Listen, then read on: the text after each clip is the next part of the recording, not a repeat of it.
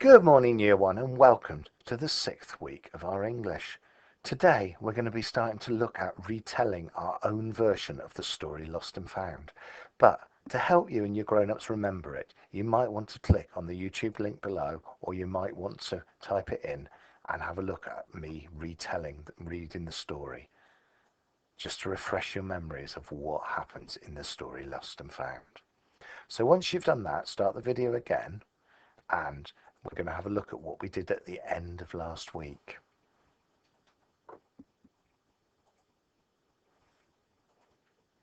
Okay, so last week we identified some of the key features of the story Lost and Found. So we've identified the fact there were two characters, the penguin and the boy.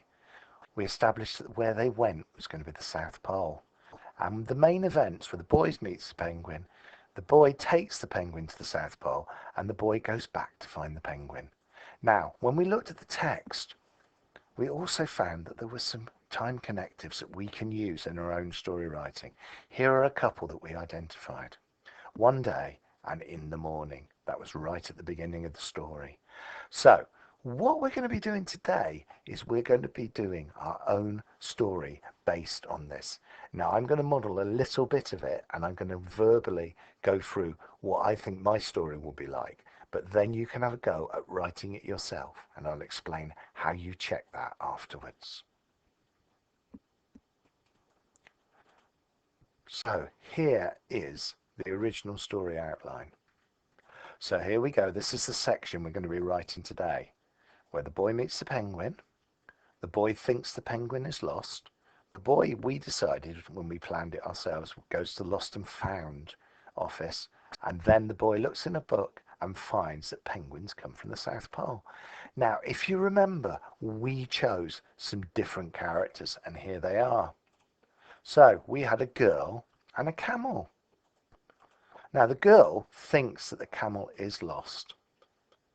So instead of going to the Lost and Found office, the girl asks the cat if the cat knows where the camels come from, but the cat doesn't know. And so then finally, we've got the girl asking Alexa if Alexa knows where the camel comes from. So this is the story start that we're going to write, and I'm going to give you the first sentence, and then I'm going to talk through what it could be like based on those pictures, but I want you to have a go at writing it yourself. So here we go. One day, a little girl found a camel on her doorstep. Now I'm going to narrate quickly the rest of what I would write, but I'm sure you can do something even better. So the girl thought that the camel might be lost. After breakfast, the girl decided to go and try to ask a cat if the cat knew where the camel came from, but the cat didn't know. So the girl thought, and she asked Alexa, and Alexa told the girl that camels come from the desert. So that's the story. Now here is something to help you write the story, and this has also been uploaded so you can access it. So here is our planning. We've got the girl, we've got the camel, we've got the door and the doorstep, and we've got the cat, and we've got Alexa. And here we've got some time connectives you might want to use. So I used one day, and I used after breakfast, but you could choose your own ones. And then there's some feelings up here. So could be how you think the camel's feeling. It might not be the camel's feeling lost. It might be that the camel is instead feeling lonely or sad. It's up to you, or miserable. So have a go at writing your own story, starting, as I did, with one day a little girl found a camel on her doorstep. And grown-ups, if you want to flip back to that screen, allow your child to copy that down, and then go back and carry on writing the story. And then you can use these to check off afterwards what you've done.